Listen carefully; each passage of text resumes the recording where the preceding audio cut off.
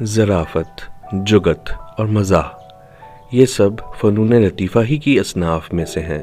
یہ نہ صرف زمانہ قدیم بلکہ عصر حاضر میں بھی ارباب عقل و دانش کا مرغوب اور محبوب مشغلہ رہا ہے۔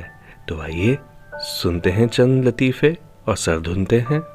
اس میں کوئی شک نہیں کہ جارج برنارڈ شاہ بڑے عظیم ڈرامہ نویس تھے، تاہم انہیں اپنی تحریر پر انتہائی ذوم اور گھمنڈ تھا۔ چنانچہ اکثر کہا کرتے تھے کہ میری تحریر کا ایک ایک لفظ ایک ایک پاؤنڈ کی قیمت رکھتا ہے۔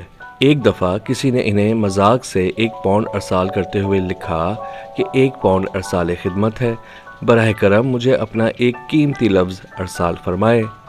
برنارڈ شاہ نے واقعی اسے ایک لفظ لکھ کر بھیج دیا۔ وہ لفظ تھا شکریہ۔ بڑے لوگوں کی بڑی بات ہے۔ 3 انتہائی حریص اور لالچی نوجوان سمندر کے کنارے بیٹھے اپنی اپنی خواہش کا اظہار کر رہے تھے۔ پہلے نے کہا میری خواہش ہے کہ مجھے اتنے روپے مل جائیں جتنے اس سمندر کے پانی کے قطرے ہیں۔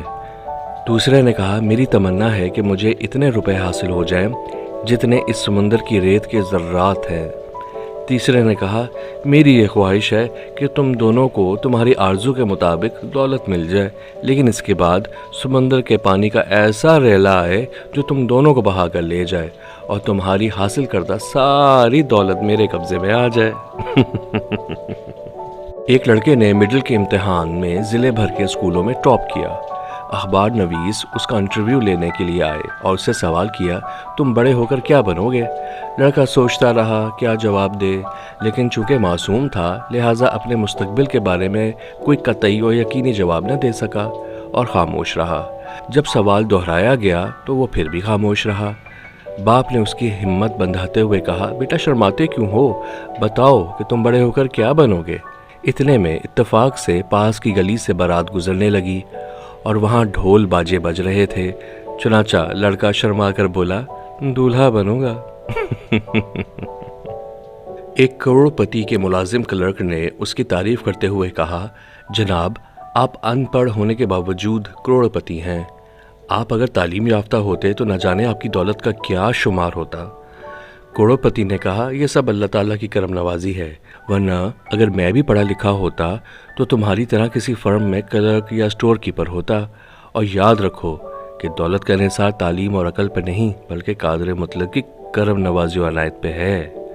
بے شک ایک شیخ صاحب نے نیا بوٹ خریدا جو 1.5-2 سال بعد قابل مرمت ہو گیا۔ اس نے اسے موچی سے مرمت کرایا اور استعمال کرنے لگا۔ جب مرمت کرائے تقریباً 2 ماہ گزر گئے تو موچی نے اس کے گھر آ کے کہا جناب میں کئی بار آپ کے گھر آیا ہوں، آپ مجھے بوٹ مرمت کرنے کی مزدوری کیوں نہیں دیتے؟ اس شخص نے موچی سے کہا میں نے ابھی تک اس دکاندار کے پیسے نہیں دیے جس سے بوٹ خریدا تھا، اور تم نے مجھے ابھی سے تنگ کرنا شروع کر دیا ہے، اور یاد رکھو میں اپنا ہر کام ڈھنگ اور اصول سے کرنے کا عادی ہوں، لہٰذا دکاندار کو اس کے بوٹ کی رقم ادا کرنے کے بعد تمہاری باری آئے گی۔ ایک صاحب نے گھر کے لیے روزمرہ کی اشیاء خریدنے کے لیے دکاندار سے پوچھا آپ کے پاس گھی ہے؟ اس نے جواب دیا نہیں۔ گاہک نے پوچھا آپ کے پاس صابن ہے؟ جواب ملا نہیں۔ انہوں نے پوچھا دالیں ہیں؟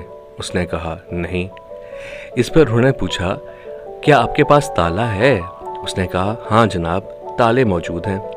تو صاحب نے کہا جب ضروریات زندگی کی ہر شے طلب کرنے پر آپ گاہکوں کو پریشان اور تنگ کرتے ہیں تو بہتر ہے آپ دکان پہ تالا لگا کر گھر چلے جائیں اور آرام کریں۔